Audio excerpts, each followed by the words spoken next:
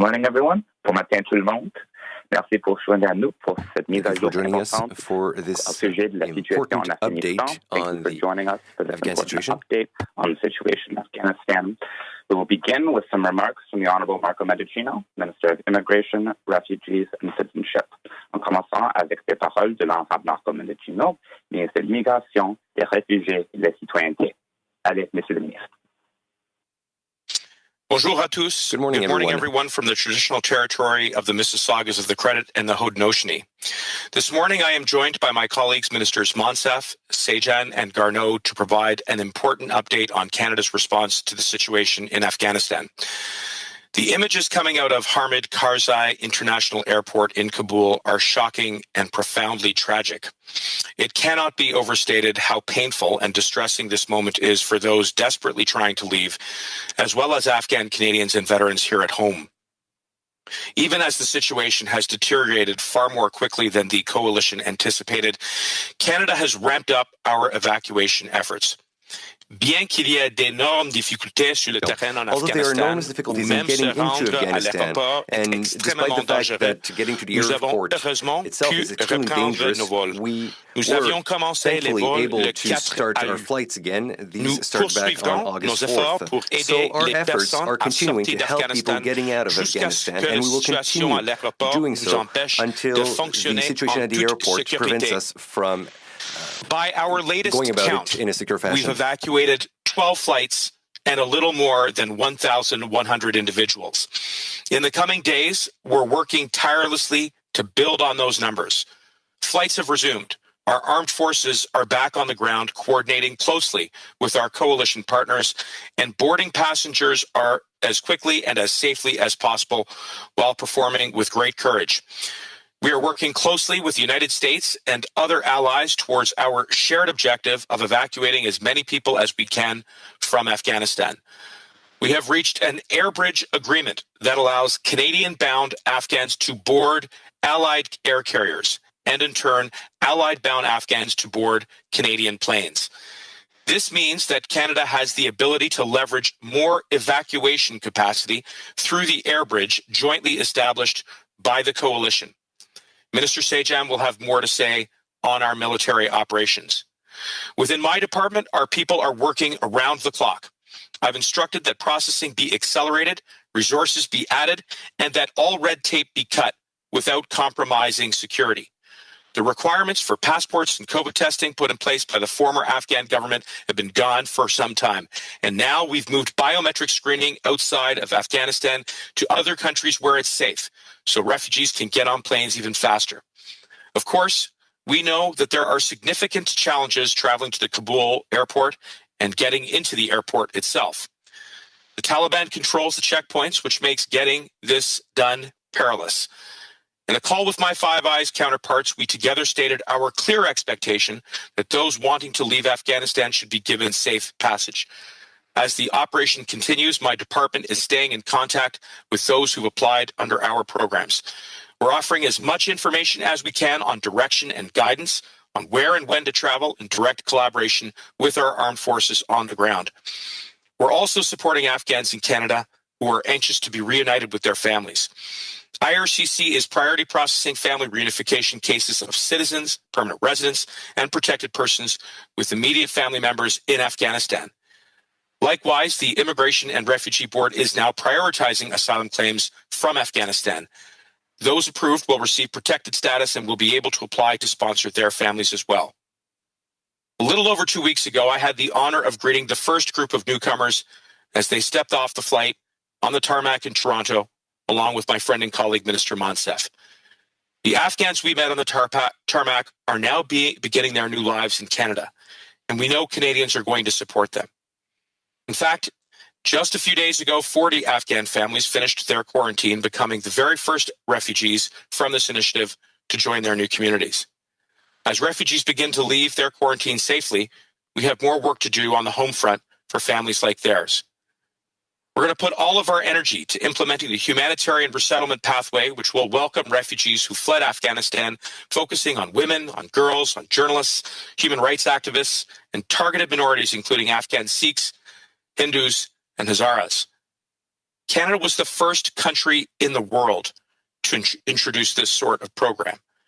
And we've already begun convening the settlement community, international partners, and non-government organizations, and you're going to hear more about that soon.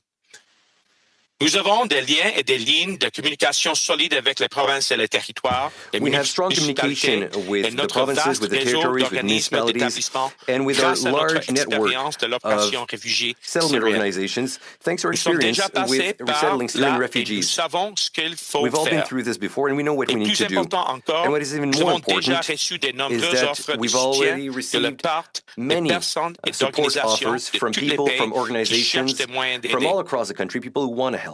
Canadians are a compassionate people. I can't tell you how proud I am to see the wave of generosity swell. Everyone can contribute in their own way, as volunteers, as donors, as employers, as classmates, but most importantly, as neighbors and as friends. For those looking for ways to support the cause more directly, you can email afghaniresettlement@ccislive.ca to connect with Canadian refugee resettlement agencies involved in the effort, or contact your local service provider organization to offer your time, words of welcome, and your support. For Canadians who can go even further in helping, I encourage you to consider our privately sponsored refugee program. Through the generosity of Canadians, hundreds of thousands of refugees have come to Canada as privately sponsored refugees. I know Canadians will step up once again as they did in Operation Syria. Nous faisons tout ce qui est en notre pouvoir pour que cette opération se déroule le plus rapidement et le plus sûrement possible. We are doing everything we can, everything in our power, so that this operation can go easily as possible. My whole department is focused on this, and as it stands, hundreds of employees from my department are working night and day to manage over 17,000 emails and to communicate with people who are being evacuated. We're taking advantage of the global network of our operational sector in order to be able to bring people, to bring them safely to Canada and to help them start their lives anew in Canada. And I'm extremely grateful to the people who are working tirelessly in this effort. Morning, I want to leave you with this. When Minister Monsef and I greeted the first flight a few weeks ago, I had the privilege of meeting an expectant mother who was 8.5 months along. Well, on Friday, the day she was set to leave quarantine, she gave birth to a beautiful baby girl, the newest member of our Canadian family. We can't imagine the relief and hope that she's feeling for her child. It's for new beginnings like these that we are going to continue to do everything in our power to evacuate as many people as possible and save lives. I'd now like to turn things over to my friend and colleague, Minister Sajjan, who will be providing an update for the Canadian Armed Forces. Thank you. Merci. Good morning. Bonjour à tous. Good morning. I'd like to acknowledge that I'm speaking to you from the unceded territory of the Coast Salish peoples, including the Musqueam, Squamish, and Tsleil-Waututh First Nations. Over 40,000 Canadian Armed Forces members served in Afghanistan during Canada's 13-year mission in the country. Those who served in Afghanistan formed deep connections and friendships with the Afghan people, and including myself. Now, many Canadians retain deep emotional bonds with Afghanistan, including the thousands of Afghan Canadians who are worried about their families and their friends.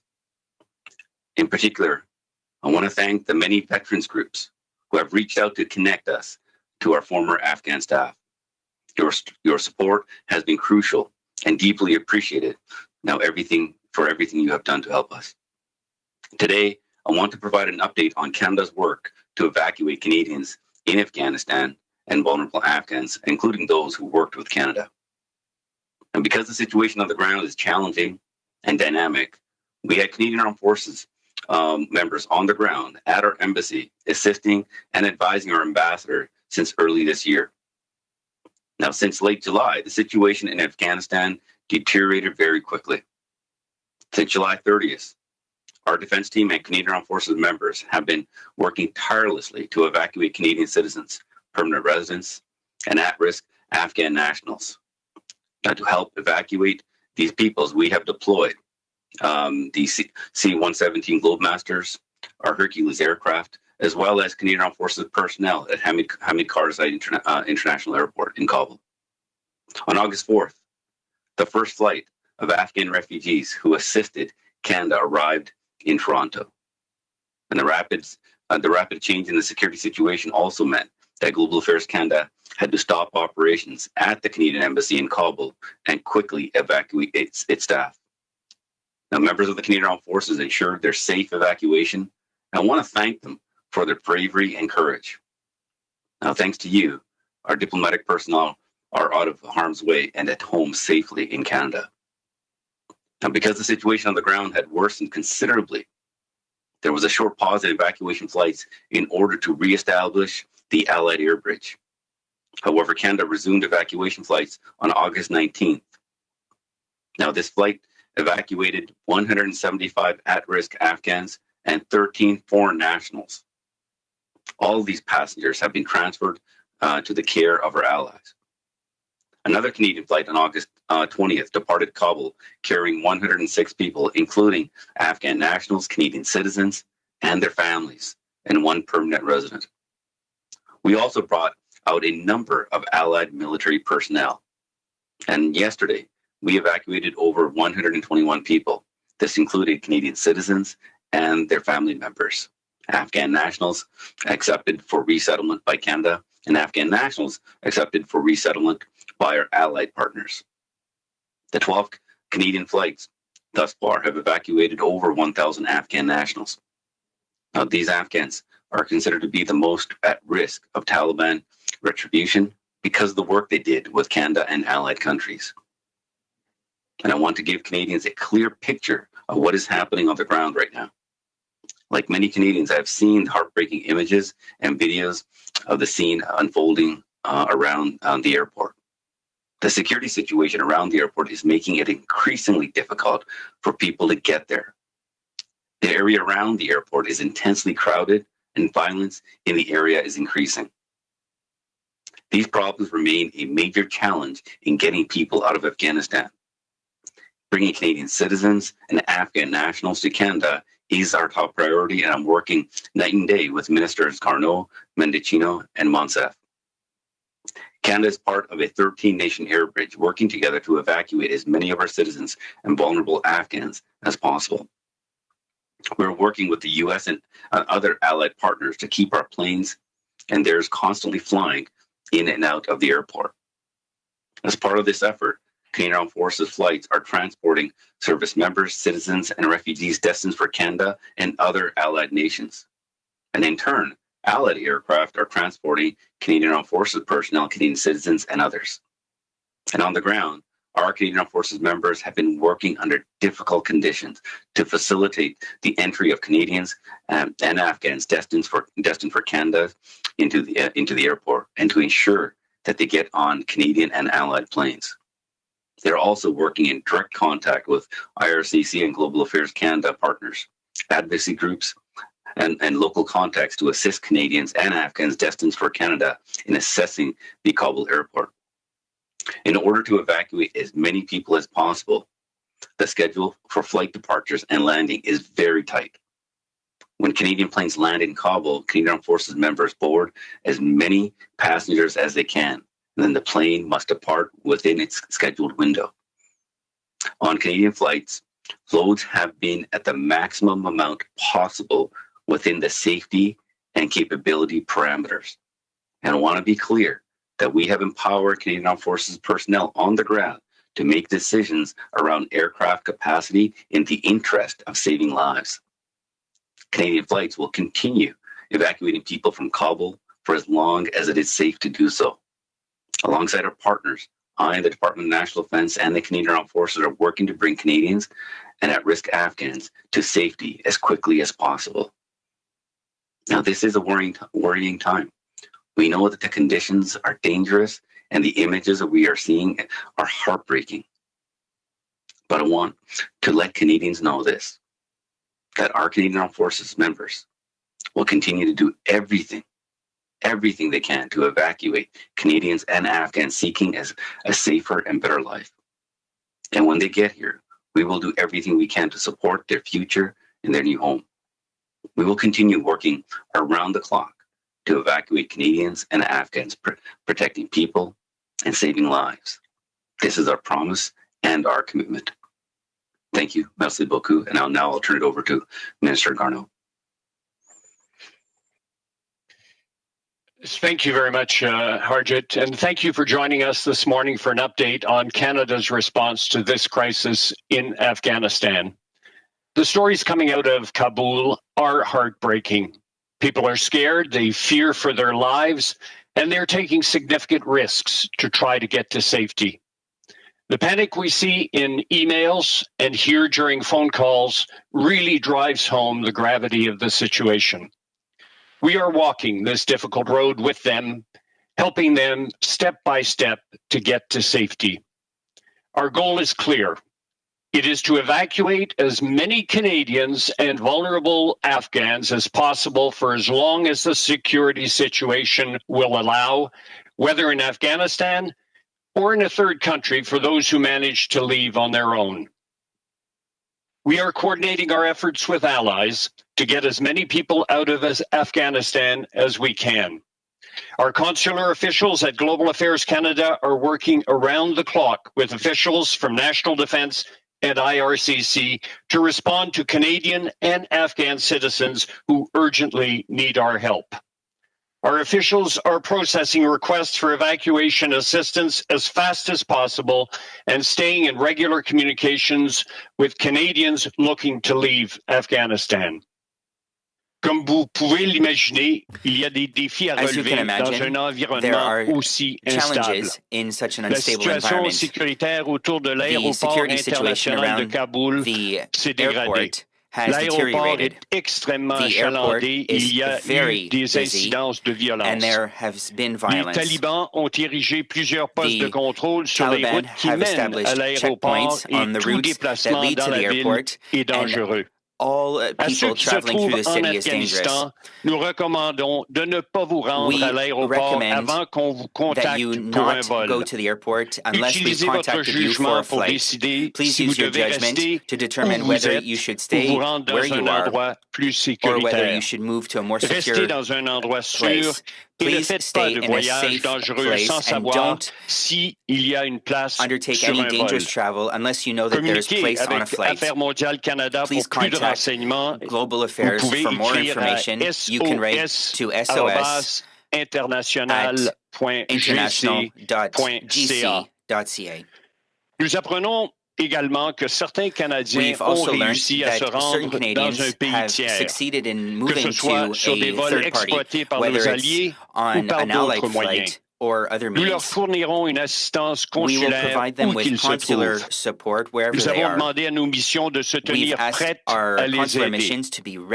Pendant ce temps, nous continuons de condamner la violence en Afghanistan et nous restons déterminés à soutenir le peuple afghan dans le respect de ses droits et de sa sécurité, surtout les femmes et les filles. Notre priorité est d'assurer la sécurité des Canadiens et des résidents permanents et de les ramener chez eux. Nous n'arrêterons pas tant que nous ne pourrons pas les ramener en sécurité. Merci et je passe le microphone maintenant à notre collègue, la ministre Monsef. I would like to pass the floor now to Minister Monsef. Thank you, Marc. Hello, bonjour, Anin, salam alaikum, wa salam marsus. به دوستان و عزیزان افغان تبار به کانادا و در سراسر دنیا. I'm speaking to you from my home in Peterborough, Kawartha on Mississauga and Anishinaabe territory, and I'd like to begin by thanking the Prime Minister for his leadership, for prioritizing the people of Afghanistan, and for assigning this hard-working team to this difficult work. It is a difficult time. We are glued to our screens as Afghan diaspora are across the globe and in Afghanistan, as we watch hour by hour developments and horror unfold. It's bringing back memories for me, and I think for all of us, of the times our families were huddled around radios in a not too distant past, waiting for the war to start, waiting for the war to end, wondering what's happened to our loved ones. My promise to you as Canada's Minister for Women and Gender Equality and as the only Afghan Canadian in Parliament is this. First and foremost, I will work with our colleagues here and around the world to ensure we create space for the voices of Afghan women and girls and minorities. Their voices must be heard. They must shape Canada's response and the global response. They are the most at risk from the ideology and the behavior of Taliban, and I will continue to raise their voices in international conversations, including at the upcoming G20 summit. The Taliban are the same Taliban of 20 years ago. A legitimate government would immediately allow for the safe passage of all on Afghan soil. A legitimate government would immediately cease the violence, the femicide, the genocide, the rapes, the looting, and a legitimate government would return immediately to an inclusive peace negotiation that includes women and minorities in a meaningful way. I also commit this, that our government will continue to engage with Afghan Canadians. We will keep you updated and ensure that our response is in line with what you're hearing and what you envision, that you play a key role in the resettlement efforts underway. As Canadians have stepped up during Operation Syria, we will continue to show the world what it's like to open our arms and our hearts to those who are in distress and need our help. The Prime Minister's requested that we work around the clock on this, so that in a year from now, in 10, 20, 50 years from now, we can all look back on this moment and say, we did everything we could. As you can see, my colleagues here have been working hard, as have their teams. Some 1,000 Afghans have arrived on Canadian soil, including a baby girl born this weekend. They'll be starting a new life here, and they will give back to Canada and to their sisters and brothers back home. These are painful times. A nightmare is replaying itself, and Canada will continue to be there to do our part. But remember, this is not the Afghanistan of 20 years ago. International partners and Canadians made a lot of progress and built deep ties and strong understanding of my ancestral land. Because of that hard work, mothers and babies live longer. The society itself is experiencing culture change with more educated girls and boys across the country. Women have succeeded in exceptional ways. There are more Afghan women in parliament than there are more women in parliament here in Canada. And there is a generation of women in Afghanistan and around the world. We watched our mothers resist the Taliban. We listened to them and we stayed in school. We made something of our lives, and we are all over the world, amplifying and mobilizing. We recognize that the horrors unfolding are triggering veterans and Afghans and anyone who's worked hard to make sure there is progress in Afghanistan. My request to you is this: take good care of yourselves, check in on each other. The road ahead is hard and unpredictable. We need you to be well so that we can continue the fight that our mothers started. Tashakur, merci, miigwech. Over to you, Alex. Thank you, Minister. We will now begin the press conference portion of the event. On commencera maintenant la conférence de presse. If media have questions, please indicate so on the line, and I will turn it over to the operator for our first question. Maintenant, je passe l'opératrice pour notre première question. Thank you. Merci. Please press star 1 at this time. If you have a question, s'il vous plaît, appuyez sur étoile 1 maintenant pour poser votre question. Questions will be taken only from the media, and please limit yourself to one question and one follow-up. Seules les questions des médias seront prises et nous vous prions de vous limiter à une question de suivi. The first question, la première question, is from Lisa Laflamme of CTV News. Please proceed. Yes, good morning, and thank you so much for taking our questions today. The Afghan families that we are tracking received a text yesterday to proceed to the airport on their own. Then they were told not to go. There were several texts back and forth, complete confusion. There were no buses, no Canadian soldiers, no military escorts to get them there safely to the airport, as France managed to do.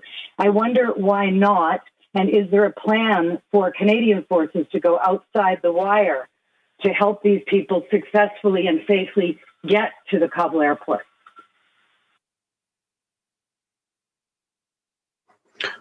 Thank you very much for that question, Lisa. One thing I can assure you, our Canadian Armed Forces members are doing everything in their power, looking at every opportunity to be able to support and get Afghans to the airport. For operational security reasons, for obvious reasons, I cannot divulge the situation, exactly what our troops are doing. But one thing I can say, they have all the flexibility to be able to make the appropriate decisions so they can take the actions. The security situation on the ground is changing rapidly, sometimes literally by the hour. But one thing I can assure you that they're doing everything in their power and taking every opportunity. But I can't get into any more details at the risk of compromising their great work. The people we've been speaking to in constant contact got to that airport. There was no Canadian representation whatsoever. In fact, they were told, wait, we'll go get somebody, and no Canadian representation ever arrived after an 8-hour precarious wait at that airport. So I understand, obviously, operational security, but what is the plan? What is the information we can pass along to our Afghan families that are targeted because of their connection to this country? What do we tell them today? I mean, I'll take the first portion of the question and pass it over to Mr. Mendicino in terms of the selection of the people. But one thing I can assure you, we do have Canadian Armed Forces personnel at all the gates. They have done some very creative and interesting work to be able to connect with people and guiding them. And this is one of the reasons we have been able to save many Canadian citizens and Afghans. The situation on the ground is extremely chaotic and difficult to identify. But one thing I can assure you, the members are doing tremendous work. Like I said, for obvious reasons, I can't provide further details, but I can assure you not only that they are doing their work, but they're also working with our allies and taking every opportunity to figure out how they can get Afghans into and close to the airport. And I'll just very quickly add to that that you're quite right, Lisa. The situation on the ground is volatile. It's dangerous. It's rapidly evolving. And as Minister Sajjan indicated, all of our forces have the full operational discretion to take whatever actions are necessary to get as many people into the airport and onto those flights as quickly as possible. And in the meanwhile, I just want to assure you that we are remaining in constant contact with everybody that has applied under our programs, giving them as much direction with regards to where and when and how to stay safe as possible. And we will exhaust every effort to continue to process those applications as quickly as possible. IRCC is working 24/7 on this and will continue to do so, and our armed forces will take whatever actions they can and are necessary to get them on those planes. Thank you, Minister. We'll now go to the next question. Operator.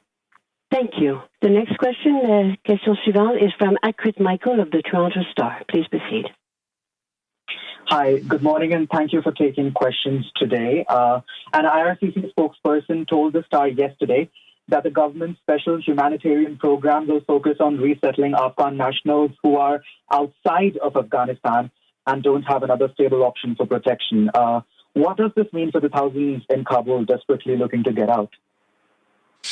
Well, first, Canada was the first country in the world to announce a humanitarian resettlement program of this kind, focusing on women, girls, and targeted minorities, particularly women, as I said, but also the Afghan Sikhs, Hindus, and Hazars. So we were first out of the gate on that. But I also want to assure you and everyone that is listening in that we have put in place the operational flexibility that is required so that we can save as many Afghans as possible. And in close coordination, not only with my colleague, Minister Sajjan, the Canadian Armed Forces, but equally with our allied partners. What we have done is we have increased our evacuation capacity so that more Canadian-bound Afghans, whether they are part of our original special immigration program or may indeed qualify under our humanitarian program, can get on those flights. And obviously, we'll continue to respond as the situation dictates.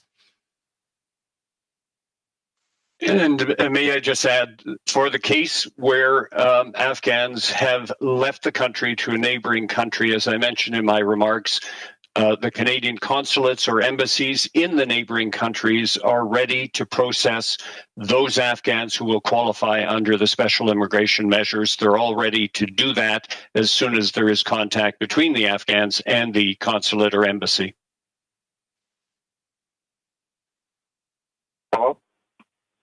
Yes, thank you. Your government has in the past started out with a base number of refugees you will accept, but has gone on to end up crossing that figure. In 2016, you initially promised to settle 25,000 Syrian refugees, but Canada has till date taken in almost double that number in the last 5 years. Is there a possibility that that same trend may apply in the case of this Afghan crisis as well? Is there a margin to be able to potentially go over that figure of 20,000?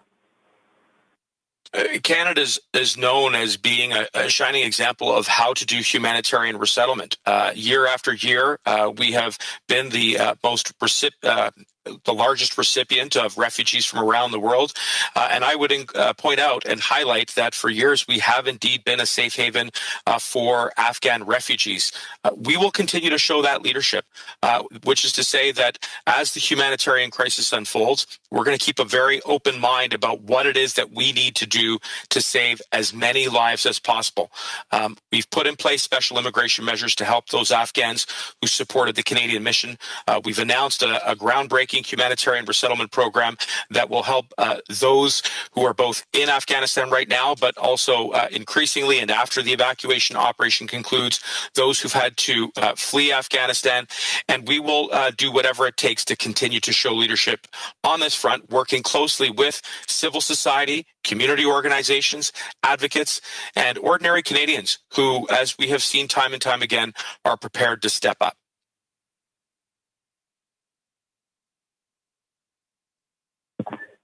Thank you. I'll go to the next question. On passe maintenant aux prochaines questions. Operator. Thank you. Merci. La prochaine question. The next question is from Jim Bronskills of the Canadian Press. Please proceed. Good morning. What exactly are you doing to get women and LGBTQ people out of Kabul? The focus is on interpreters, many of whom are men, and many of course, need help. But Canada says it has a feminist foreign policy. So why are we not seeing it in action right now? Well, I'm going to answer the first part of that, and then I'd like to turn it over to Minister Monsef. But you're quite right. Under our special immigration measures, we put focus on locally engaged staff and interpreters. But the other thing that we did was we took a very broad and inclusive approach in defining their families, which means that we'll be able to put that focus on women, on dependents, on little children. And when it comes to implementing our third country resettlement program, we have already said that the focus will be on women and girls, human rights activists, and targeted minorities. And our department will ensure that we are screening for applications that prioritize those individuals. And I will turn it now to my colleague, Minister Monsef. Thank you, Marco. That's exactly right. In addition to the work that we're doing in alignment with Canada's Feminist International Assistance Policy, we're listening closely to, for example, Afghan women parliamentarians who are still representatives of their constituents.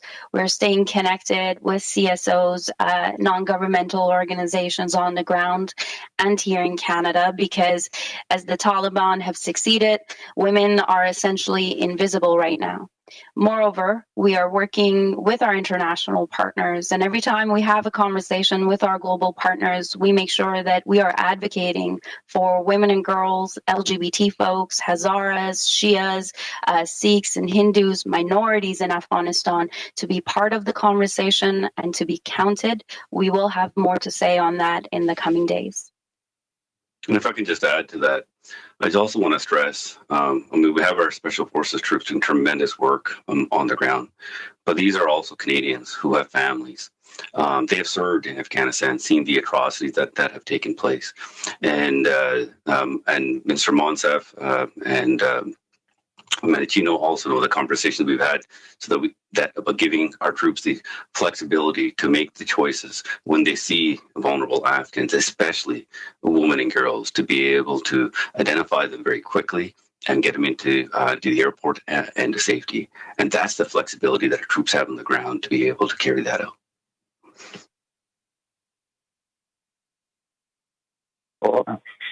Follow-up. Also, given the lack of refueling capacity with the C-17s, why isn't Canada enlisting commercial airlines such as Air Canada to fly planes from, say, Dubai or other regional places to help out now that the Americans are thinking of turning to commercial airlines as well?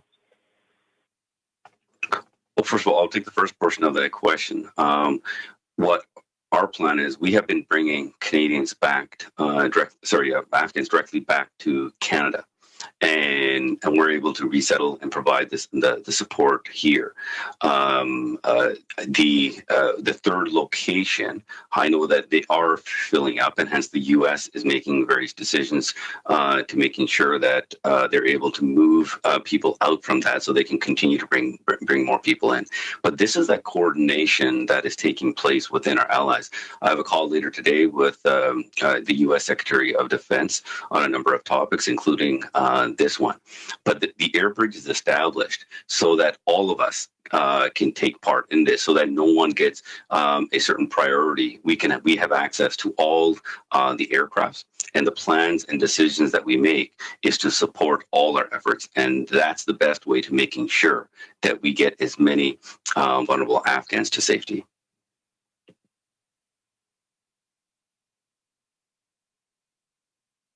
Thank you. On procède maintenant aux prochaines questions. On a the next question, operator.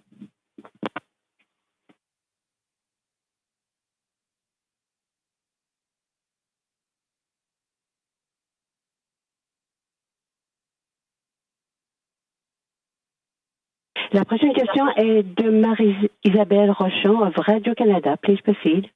Marie-Isabelle Rochon, Radio-Canada, go ahead. Yes, good morning. Qu'on nous parle, premièrement, des réponses en français. Là, I would like more answers in French, says a journalist. What's going on with the resettlement of and the reunification of families? If you could answer that in French, please.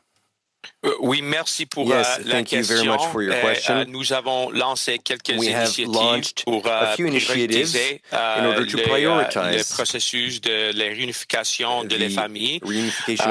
Premièrement, comme j'avais déjà dit, as I said earlier, dans le contexte de les mesures spéciales que nous avons lancées il y a presque un mois, il y a une définition de famille qui est très definition of family that is very inclusive de porter les familles avec les interpréteurs, les autres personnes qui avaient soutenu the families of interpreters or others who have supported de Canada en Afghanistan, Canadian mission in Afghanistan, to have them be reunited. Pour les Afghans qui a déjà arrivé au Canada, nous continuons de prioriser leur processus et même pour les personnes qui avaient une application for them, and even for those who tribunal had applied before the IRCC board or IRCC tribunal, we have announced that an initiative was launched in order to prioritize these people who are already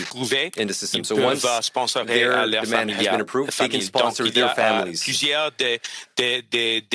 In other words, we have many initiatives in order to prioritize families so that as many families can be reunited as possible.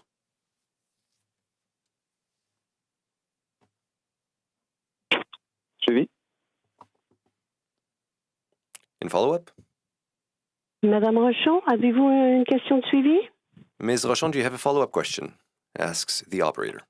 Allô? Peut-être vous êtes sourdine. Yes. Oh, maybe you're on mute, says the minister. Allô? Hello, hello, can you hear me, says the journalist? Oui. Je suis Yes, là. I'm here. Allô? I'm here, says the journalist. Okay. Oui. All right. So follow-up question. Hier, on a entendu un témoignage So yesterday we d'un heard citoyen testimony canadien from qui a est en Canadian citizen Afghanistan. who is Il a actually reçu in 5 fois un Afghanistan. courriel pour He's se received rendre à un 5 certain different point. emails telling him to go to a Il n'a jamais certain réussi, là. area, but he never managed to get there. And what this person said is that there's a lack of organization in Afghanistan and that it is dangerous both for him and his family.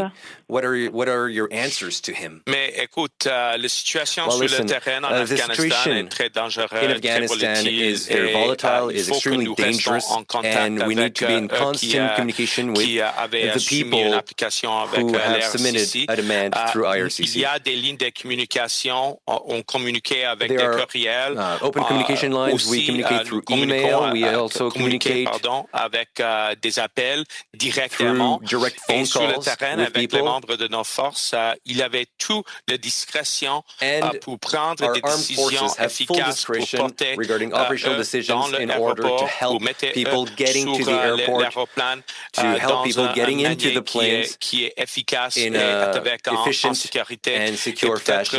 Je peux passer la And parole maybe I can give the floor now to Minister Garneau, Minister Garneau, pour ajouter quelques autres choses tell us more sur cette question. Merci. about this situation. Thank you. Oui, bien, juste pour dire que se rendre à l'aéroport et d'avoir un siège pour un vol qui sort, c'est pas comme aller à l'aéroport Trudeau en ce moment pour prendre un vol normal. La situation est très périlleuse et ce qu'on essaie de planifier le plus possible, c'est de contacter les gens qui ont une place sur un avion qui sera là pour une planche pendant une planche horaire très, très serrée et qu'entre-temps, entre le voyage qui se fait de leur domicile à Kabul jusqu'à l'aéroport, la situation peut changer en termes de sécurité parce que c'est tellement volatile et que c'est pour ça que c'est beaucoup plus difficile d'assurer que quand quelqu'un est contacté, qu'ils vont automatiquement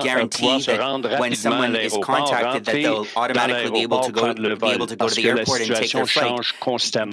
On fait de notre mieux pour les aider à se rendre à l'aéroport pour prendre ce vol, mais on ne peut pas garantir, étant donné la situation qui change continuellement, that the situation is constantly changing. Que ça ne va pas changer. We can't guarantee that things won't change, but we do our best assurer un siège sur le vol. To ensure that they do have a seat on the flight. Merci. Maintenant, la prochaine question. Now go to the next question, operator. Merci. Thank you. The next question is from Ashley Burke of CBC News. Please proceed. Good morning. Minister Sajjan, you mentioned that CAF has the flexibility to make decisions on the ground. Aside from it being chaotic and the situation changing by the hour, what are some of the specific challenges and potential risks with the military going outside the wire to bring people to the airport by bus or, for example, helicopter? I wish I can give you certain more details. We need to make sure that we allow our troops to be able to operate in a safe environment. I have to be very careful with what I say and on what they're doing, even the possibility of doing something, because you never know when an opportunity may come up and an action that they might have to take. I can tell you that we have a number of initiatives that we are using, looking at many other options. We're not discounting anything. on what we need to do. The security situation is extremely dire right now. But having said this, there have been many, many opportunities of hope where our Canadian Armed Forces have been able to get Canadian citizens, Afghan nationals to safety. And every single time they've taken that opportunity, they weigh the risk. And when they take that risk, every single one of our troops on the ground, including with our allies, are in a dangerous situation. But they know that the work that they're doing is about saving lives. They've done that in many other situations, and I can assure you this is very personal to them. And they will do everything in their power to get as many people out. We have seen, times when we've had the tremendous success stories, and it's also been heartbreaking when you've been doing something and you end up a situation where they get to the last Taliban checkpoint and not able to get through. So these are the situations that they're dealing with. And as much as how difficult it is for us to see those images, they're witnessing this directly. And I can assure you that motivates them even more to look at every single possibility. But I can assure you that they have all the resources necessary to carry out this mission. There's a reason why we have sent our special forces on the ground, because they have the training, the ability to take opportunities. But we want to do it in a safe manner, not just for them, but also for the safety of the people that we're trying to help as well.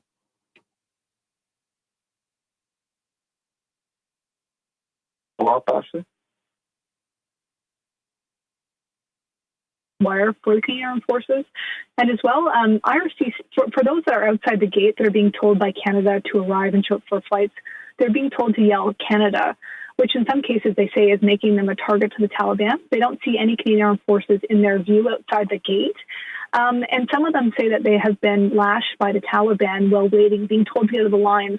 One person camped out with their family, they told us, for days, finally got to the front of the line.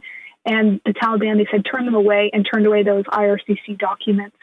What exactly do you want to say to those people who are stuck outside the gate right now, who are so close they cannot get in? Specifically, what should they be doing to increase their odds? So first of all, I'll take the question first on the different direction that is given. One thing I can assure you that anything that the Canadian Armed Forces personnel are using, they're keeping it confidential, and they're being very creative with this. I know that there have been suggestions from different groups and communication going to various groups, because I have heard this myself, and so it does increase the danger level for the people on the ground. But so this is why we need to trust our folks when they communicate with them. They're communicating with them on how, not only where to go, what the communication needs to be. And it's only through them and the instructions that they provide is what our Afghans should be listening to. And I can assure you again, they have been very creative in those ways, and they have had some tremendous success. But I know that we're having a lot of help from various groups and trying to give various advice, and all that is useful. But it also adds sometimes confusion as well. And all that communication, I can assure you, is being communicated directly by our folks on the ground to the individuals, and they have different ways of identifying people as well, and they'll continue to find more creative ways as well. And I'll turn it over to Mr. Mendicino. Thanks, and thank you for the question, Ashley. And I would just add to what Minister Sajjan around our armed forces who are performing admirably in exceedingly dangerous circumstances, that with regards to what we are doing at IRCC, we are processing around the clock. I've instructed my department to make this our #1 priority, and to remove all of the red tape, waiving usual requirements around passports and testing, and deferring biometric screening, and making sure that we continue to communicate constantly with those who've applied under our programs. We're going to exhaust every single effort to ensure that they can transit to the airport, get into the airport, and then get on those planes for as long as we possibly can.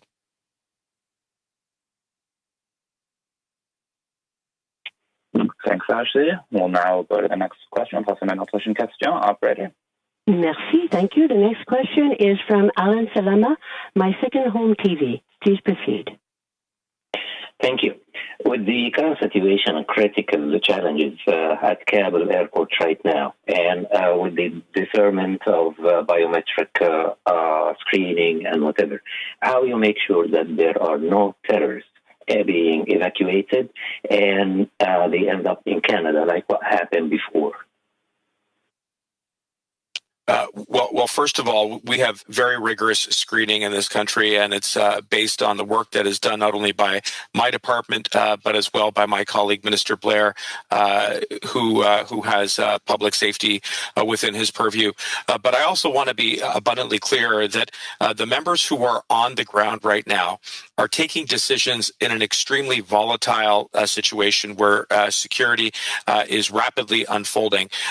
But they have the professional expertise to be able to get those folks onto planes where we can remove them to safer locations where the rest of that screening is done. And I have seen, and I think collectively we have all seen the fruits of that hard labor in the arrival of the first Afghan refugees on a tarmac in Toronto. And that work will continue. As we said at the outset of this press availability, we have seen already 12 flights come out of Afghanistan with 1,100 evacuated, and that work will continue for as long as possible. And it will be done safely and securely. And the follow-up for Mr. Monsef. Ms. Monsef, as an Afghan Canadian yourself and as a minister, what's your message to some groups, including members of the Muslim Brotherhood in Canada and the world, who claim that Taliban is just fighting for their country, beliefs, and their religion?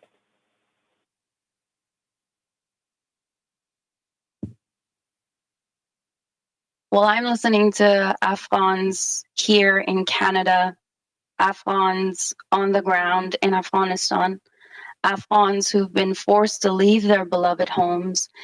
And they're not saying what our brothers are saying. What these women particularly are telling us is they're afraid of the hard-won gains of the past 2 decades being lost. They're telling us that there are armed men outside of their homes. They're sending us pictures. They're waiting for them to come out of their homes.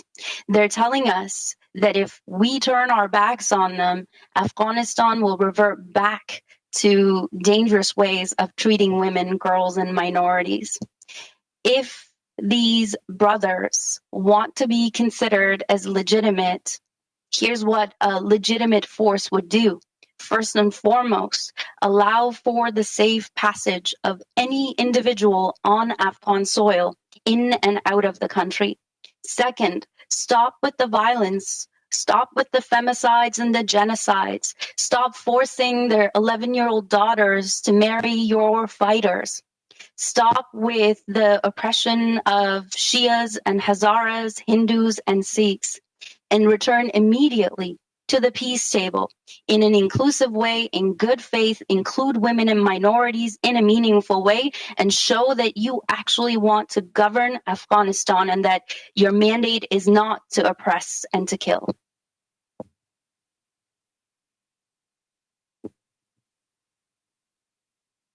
Thank you, Minister. We will now go to the phone for our final question. On passe maintenant à notre question finale, operator.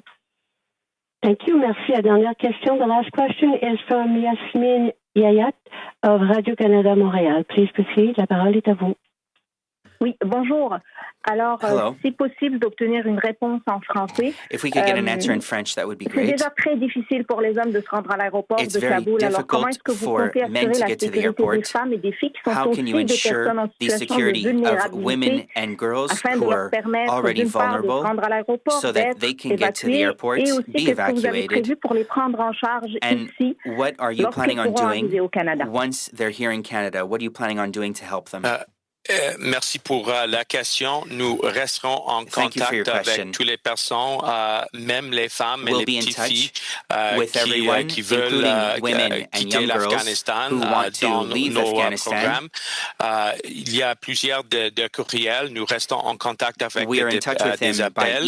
Et il faut, quand ils arrivent, continuer ce travail en collaboration avec tous les organismes qui avaient le leadership des femmes sur cet organisme pour commencer le processus de l'intégration et de réinstaller ces réfugiés avec un focus pour les femmes et les petites filles. Help women and young girls become more integrated into Canadian society.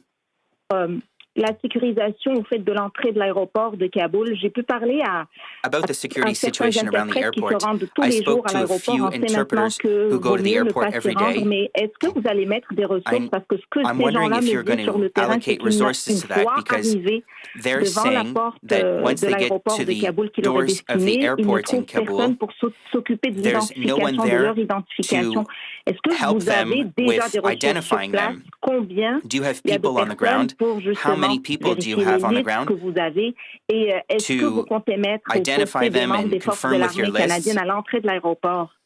Is there anything that you're doing on the ground to identify those people when they get to the doors of the airport? Mais je veux seulement dire que la situation sur le terrain est très dangereuse, the other ministers in just a second. The situation is very volatile on the ground. That's why we're in touch with all those who want to leave Afghanistan. Offrir la direction pour le temps et la location, mais au cause de les sensibles de l'opération, nous ne pouvons pas partager tous les détails, mais dans mon département, on continue de mettre tous nos ressources sur ce projet.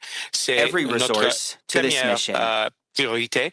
Et maintenant, je vais passer la parole à le ministre Garneau. Minister Garneau, please. Oui, merci, mais je pense que ça serait mieux que le ministre Sajjan s'adresse à cette question particulière. Merci. Answer that specific question. Thank you. No, thank you very much. We do have Canadian Armed Forces members at every gate, and I want to try to put this into context as well. When you have thousands and thousands of people from the gate, our Canadian Armed Forces members are trying to identify whether it's interpreters, vulnerable members, and especially women and girls, to be identified and brought inside. So there is a significant challenge. I wish it was easy as coming to a gate and to be able to put your hand up to go through, but the security situation, unfortunately, just does not allowing for that. But we have Canadian Armed Forces members at every gate. Sometimes the U.S. has to make a decision just temporarily to having to close the gate for security reasons. But I can assure you, every single time those gates are open, we have Canadian Armed Forces personnel there. Plus, they are also communicating in creative ways to be able to guide people to them, and at the same time to be able to identify them as well.